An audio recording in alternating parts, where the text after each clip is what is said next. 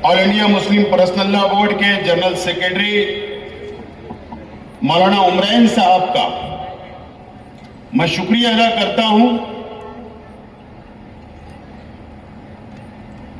आप लोगों को सलाम करता हूं कि आप लोगों ने वक्फ अमेंडमेंट बिल के खिलाफ, काला कानून के खिलाफ आपने ये तहरीक का आगाज किया। मैं आपको बहुत बहुत सलाम करता हूं।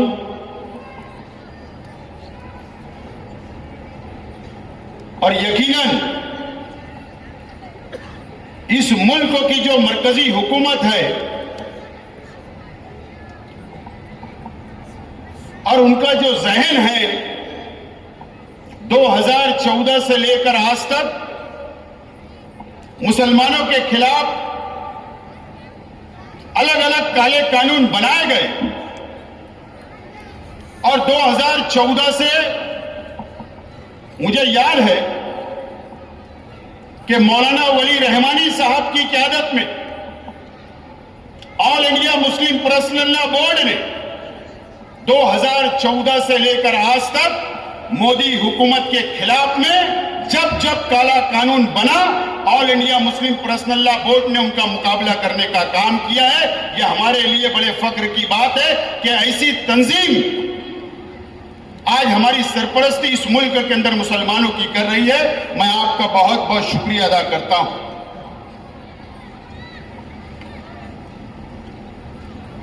वक्फ बोर्ड के ऊपर हमारे उलमा हमको हमारी सरपरस्ती करेंगे। काला कानून बन गया, सुप्रीम कोर्ट के अंदर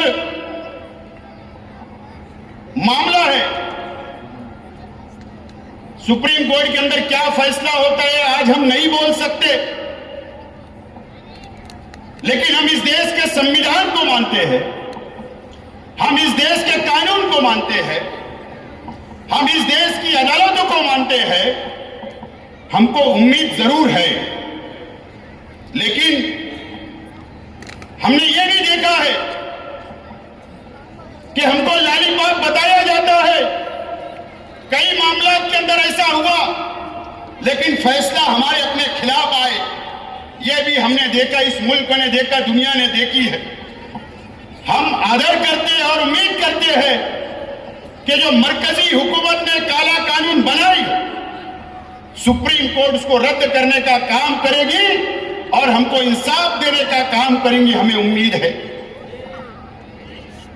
मैं बहुत छोटा इंसान हूं। आज हमारे मंच के ऊपर हमारे उलमा है, इनका कद बहुत बुलंद है। मैं तो उस काबिल भी नहीं हूं कि मैं इनको मशवरा दे सकूं, लेकिन मैं एक सियासी वर्कर भी हूं। अगर आज हम एक सब में खड़े हैं, अगर हम एक मंच में आए हैं, तो कोई सियासी मतलब से नहीं, बल्कि हम एक बहैसियत मुसलमान की हैसियत से इस मंच के ऊपर आज हम आए। लेकिन सियासी तजुर्बे की बुनियाद पर मैं बोलना चाहता हूं कि इस महाराष्ट्र के अंदर हमने देखा वक्त की कोई भी सरकार हो, इससे पहले के कानून के मुताबिक जब वक्फ बोर्ड रियासती वक्फ बोर्ड हुआ करता था तो उसका चेयरमैन भी मुसलमान और जो एमपी मुसलमान होते थे उसके मेंबर होते थे, जो एमएलए की कैटेगरी से चुनकर जाते थे वो भी उसके मेंबरान हुआ करते थे, और कई ऐसे मेंबरान सिर्फ और सिर्फ मुसलमान हुआ करते थे। लेकिन हमें जो जानकारी है, मैं भी मेंबर ऑफ असेंबली रह चुका हूं, असेंबली के अंदर आवाज बुलंद कर चुका हूं। जो डाटा हुकूमत के पास है, इस महाराष्ट्र के अंदर 1 लाख एकड़ वक्फ की हमारी प्रॉपर्टी, हमारी मिल्कियत है, यह असेंबली का रिकॉर्ड है। लेकिन यह भी इतनी सच है कि 70,000 एकड़ जमीन के ऊपर महाराष्ट्र के अंदर अतिक्रमण है, जो दूसरों ने अतिक्रमण करके रखा है। लेकिन जो भी वक्त के मेंबरान वक्फ बोर्ड के अंदर रहा करते थे, तो वहां पर जाकर वो लोग भी भ्रष्टाचार करने का काम करते थे। मैं जिम्मेदारी से ये बात बोलता हूं। अभी इसके पीछे की सरकार में जो बॉडी थी, एक हम्माम में सब नंगे थे, अलग अलग पार्टियों के लोग थे, बड़े बड़े उद्योगपतियों को कौड़ी के दाम के अंदर तजवीज पास करके उनके नाम कर दी गई। लेकिन सवाल जब हमारे जैसे लोग करते तो जवाब नहीं मिलता, जवाब नहीं मिलता। मैं आज all India Muslim personal law board के जिम्मेदारान से मैं अपील करना चाहता हूं कि आप एक ऐसी कमेटी बनाइए जो महाराष्ट्र के अंदर भी हो, हर रियासत के अंदर हो, और इसका डाटा आप निकालिए कि कहां पर क्या क्या हुआ है भ्रष्टाचार, कितनी हमारी जमीनें हैं, कितने केसेस चल रहे हैं, क्रिमिनल में कितने केसेस है, वक्फ बोर्ड में कितने केसेस पहले, माहिती अधिकार के जरिए निकालकर वो डाटा आप संभाल के रखिए और उसके ऊपर एक मजबूत लाएमाल तैयार करने की यहां जरूरत है। मैं 1 मिनट लूंगा। दूसरी अहम बात, ठीक है काला कानून बन गया, हम सुप्रीम कोर्ट गए, लेकिन यह भी लाएमाल हमको तैयार करना पड़ेगा कि अगर सुप्रीम कोर्ट में हमारे खिलाफ फैसला गया, मान के चलिए भरोसा कम है, मैं मेरी जिम्मेदारी पर तकरीर कर रहा हूं, लेकिन अगर सरकार की जो नीयत खराब है, जिस हिसाब से यह काला कानून बनाया गया, अगर हमारी लाखों एकड़ जमीनों के ऊपर उनकी नजर होगी और अगर उन्होंने कलेक्टर के जरिए अगर उसको लीज पर देने का काम करेगा तो उसके लिए लड़ने के लिए कौन होगा? आप हर डिस्ट्रिक्ट में, हर शहरों में ऐसी कमेटी बनाए कि उसके ऊपर नजर रखे और अगर कलेक्टर के पास कोई एप्लीकेशन देती है हुकूमत तो उसका मुकाबला करने के लिए भी लाएमाल हमको जरूरी है। ये मशवरे के साथ मैं एक मर्तबा फिर मालेगांव शहर की आवाम की तरफ से, माइनॉरिटी डिफेंस कमेटी की जानिब से और मेरी जानिब से all India Muslim personal law board की इस तहरीक को हिमायत देता हूं और मेरी बात को खत्म करता हूं। शुक्रिया, खुदा हाफिज। All India Muslim personal law, हमने जब भी इस मुल्क में जुल्म हुआ, कौम पर हुआ, मिल्लत पर हुआ या सेकुलरिज्म पर हुआ, संविधान पर हुआ, तो हमने इस शहर से एहतजाज जरूर किया है, कोशिश जरूर की है। अगर दिल्ली में उमर खालिद जेल में है तो उसका दर्द हमें यहाँ होता है और यही हमारे जिंदा रहने की अलामत है। आज जो वक्फ के सवाल पर जुल्म हो रहा है तो हम सब ने देखा पार्लियामेंट में भी कि मैं एक सियासी वर्कर हूँ, सियासी ही बात बोलूँगा कि वहाँ पर सियासी पार्टियों के जिम्मेदार बैठते हैं। पार्लियामेंट में जब भी कोई बिल आता है उसकी हिमायत में, उसकी मुखालफत में, हमने ये भी देखा कि 200 से ज़्यादा मेंबर ऑफ पार्लियामेंट जिन्होंने वक्फ की मुखालफत की वो मुसलमान नहीं थे। यही हमारे लिए उम्मीद की किरण इस मुल्क में है। मैं उस पार्टी से आता हूँ, समाजवादी पार्टी से, जिसने खुलकर व्हीप निकाली, खुलकर पार्लियामेंट में बोला और खुलकर मुखालफत की। तो हमें ऐसे सेकुलर पार्टियों का भी ध्यान रखना चाहिए जो वक्त आता है तो खुलकर हमारे लिए खड़े होते हैं। आज मुस्लिम पर्सनल लॉ के बड़े जिम्मेदारान हमारे शहर में हैं। हम मालेगांव शहर जो जुल्म सितम सह रहा है, आप यकीन मानिए हिंदुस्तान में इस वक्त कोई और शहर ऐसा नहीं होगा जो इतना जुल्म सह रहा है। ये वक्फ के सवाल पर जलसा है, मगर हम ये भी देख रहे हैं कि इसी शहर में बांग्लादेशी और रोहिंग्या के नाम से 3 महीने से हमारी कई ख्वातीन जेल में हैं, ख्वातीन जेल में हैं।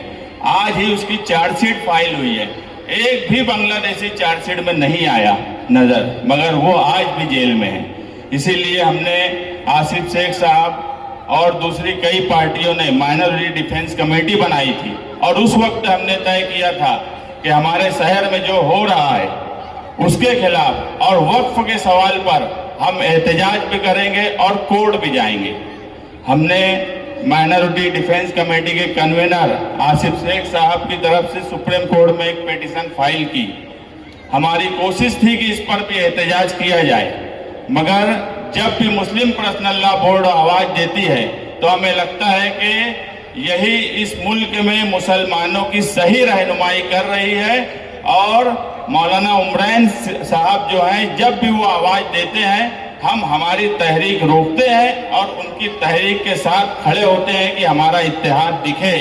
इसीलिए हमने ये तय किया कि माइनॉरिटी डिफेंस कमेटी, मुस्लिम पर्सनल लॉ बोर्ड के जो भी एहतजाज होगा हम उसके साथ खड़े रहेंगे। जब उन्होंने जेपीसी के लिए आवाज दी और ईमेल के जरिए एतराज दाखिल करने की बात की, उस वक्त भी हमने बड़ी तादाद में एतराज दाखिल किया। और इंशाअल्लाह आगे भी all India Muslim personal law board की कल की जो तहरीक है, बत्ती गुल तहरीक, वो मुल्की सतह की है। मैं मालेगांव शहरियान से गुजारिश करूंगा, दुकानदारों से गुजारिश करूंगा, पंटपड़ी वालों से, चाय वालों से, कि कल 9 बजे से 9:15 बजे तक मालेगांव अगर ऊपर से कोई देखे तो दिखना चाहिए कि पूरा काला है ये शहर। यही हमारे मेहमानों का मालेगांव शहर में आना जो है, हम कल उसकी मिसाल इंशाअल्लाह मालेगांव शहर की तरफ से देंगे। इतना ही बोलकर मैं अपनी बात खत्म करता हूं। शुक्रिया। जज़ाकुमुल्लाहु खैरा, बहुत शुक्रिया। इसके बाद मैं Indian national Congress party Malegaon के सदर जनाब एजाज बेग साहब से गुजारिश करता हूं कि डाइस पर तशरीफ लाएं और अपने ख्यालात का इजहार फरमाएं।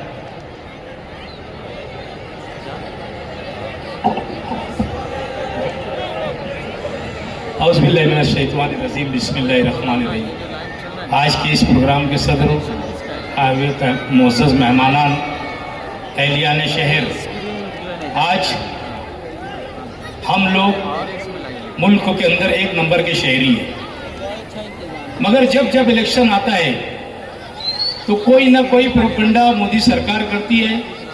3 तलाक का बिल हो, अब ये इलेक्शन आ रहा है यूपी के, बिहार के, अब उन्होंने वक्फ कानून में तब्दीली लाना, मुसलमानों को हैरान करने का ये काला कानून इन्होंने बनाया। यह कानून की हैसियत यहाँ के लोगों को मालूम पड़ना चाहिए कि वक्फ बिल क्या है, और जो इन्होंने अपने खिलाफ उसके अंदर जो अमेंडेड किया है, ये सारी चीज तो अभी हमारे मेहमान बताएंगे।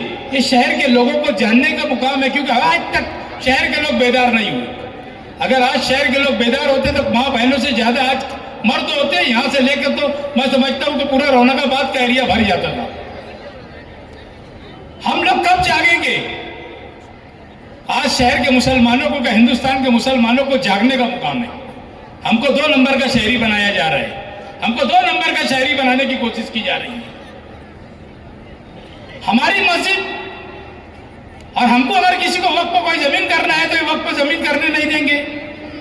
आज तुम हिंदुस्तान के अंदर देख लो, कौमी यकजहती की एक मिसाल है कि कहीं कहीं जगह के ऊपर हिंदू भाइयों ने मस्जिदों को जगह दिया, ईदगाह को जगह दिया, ऐसी कई जगह के ऊपर मुसलमान भाइयों ने मंदिरों को भी जगह दिया।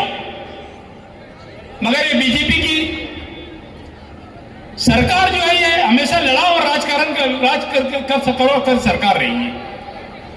आज हम लोगों को जो तहरीक चलाने जा रहे हैं वक्फ बिल के लोग, इंशाअल्लाह ताला पूरी कांग्रेस पार्टी इनकी हिमायत के अंदर खड़े रहेंगी।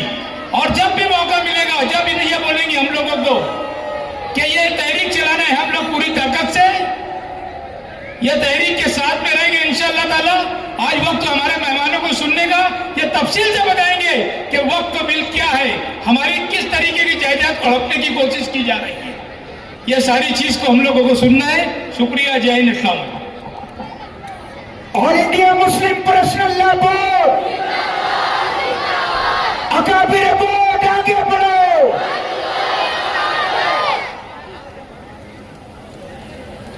हजरात, हमें बहुत जल्द समाअत करना है। बैरून